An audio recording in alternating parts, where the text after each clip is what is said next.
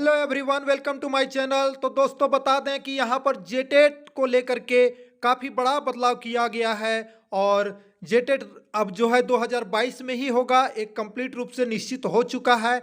और एक बार जेटेट की नियमावली में परिवर्तन करके 2019 में परिवर्तन करके कुछ बदलाव किए गए थे, लेकिन फिर से उस पर बदलाव किए जा रहे हैं। तो अभी फिलहाल आपको बता देते हैं कि क्या प्रमुख बदलाव किए गए हैं और अंकों का क्या प्रावधान किया गया है और हर अलग अलग विषय में आपको न्यूनतम कितना प्रतिशत अंक लाना है पास होने के लिए।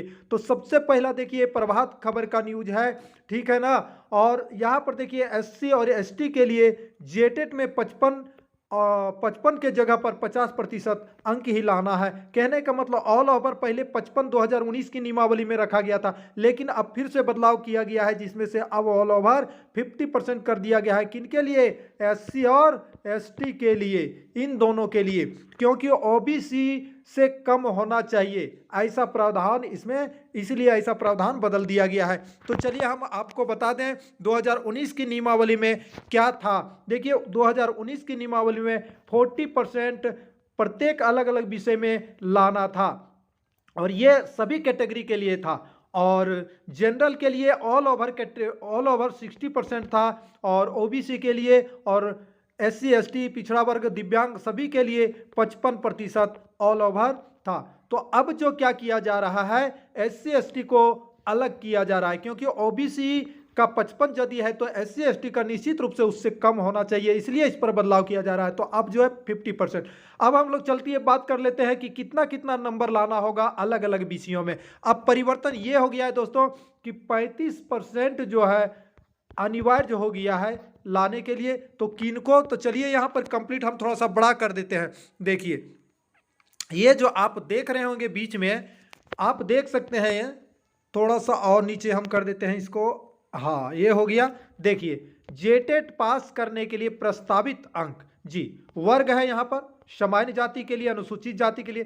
तो एक एक करके हम यहाँ क्लियर करते हैं। सामान्य जाति के लिए देखिए प्रत्येक खंड में 40% अंक लाना है, जो भी ये अंक है परसेंटेज में है, और कुल ऑल ओवर मतलब 60% लाना ही लाना है। अब यहाँ पर देखिए दूसरा, अनुसूचित जनजाति के लिए 30% और अनुसूचित जाति और अनुसूचित जनजाति के लिए 30% लाना है प्रत्येक अलग अलग विषय में पास करने के लिए। ऑल ओवर में 50% लाना है, ठीक है ना। पिछड़ा वर्ग के लिए है 35% अलग अलग विषय में। वहीं पर जो है कुल जो है 55% अंक होने चाहिए। आर्थिक दृष्टिकोण से पिछड़ा वर्ग के लिए 35% लाना है और 55 ऑल ओवर। यानी देखिए आर्थिक दृष्टिकोण से पिछड़ा वर्ग और पिछड़ा, ये दोनों को जो है सेम है, 35% लाना है आपको अलग अलग विषयों में और ऑल ओवर लाना है 55%, ठीक है ना। दिव्यांग के लिए देखिए एक अलग यहाँ पर किया गया है। दिव्यांग के लिए हम आपको दिखा देते हैं यहाँ पे थोड़ा सा। देखिए दिव्यांग के लिए 30% और ये 55% किया गया है। यानी कि दिव्यांग को हर अलग अलग विषय में 30% पास होने के लिए लाने हैं और ऑल ओवर 50% लाना है। तो ये प्रावधान किया गया है।